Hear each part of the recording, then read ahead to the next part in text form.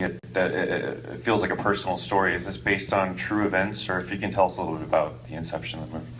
Well, actually, this is fiction-based reality in many ways, and there are several pieces of the life of many of us that are part of the roots of the story. But something that I like to say from the very beginning, I mean, this happened because of the talent of Richie Adams. I mean, he had been actually phenomenal, and it's been a joy writing the screenplay with him, and then witnessing him to implement this project. Richie and this lady, Nancy, she's our casting director. She brought the cast together, and that was the backbone of the success of this.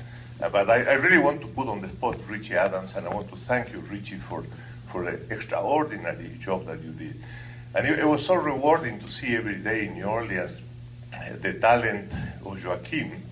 I think Joaquim, Sharon, they gave their life. I mean, it's amazing.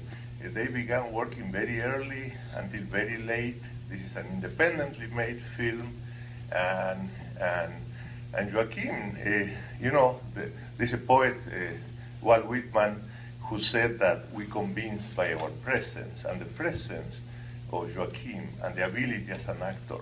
He's so creative, and he worked so well and so closely with our director, with Richie Adams. So, I mean, it's just Nancy brought them together into New Orleans, and I want to thank you, Nancy.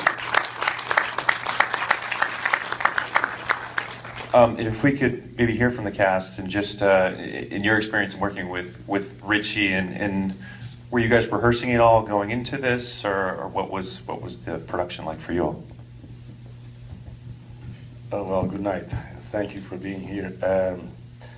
Well, I was very happy when Richie called offering me this job, because my mother died of Alzheimer's. She had 10 years of Alzheimer's. And for me, I wanted to do this film. Also because it was a good chance to, I work a lot in Europe, but in the States they don't give me a chance to play a good guy. So I said, here it is. And especially with something that was so close to me, because I saw my mother,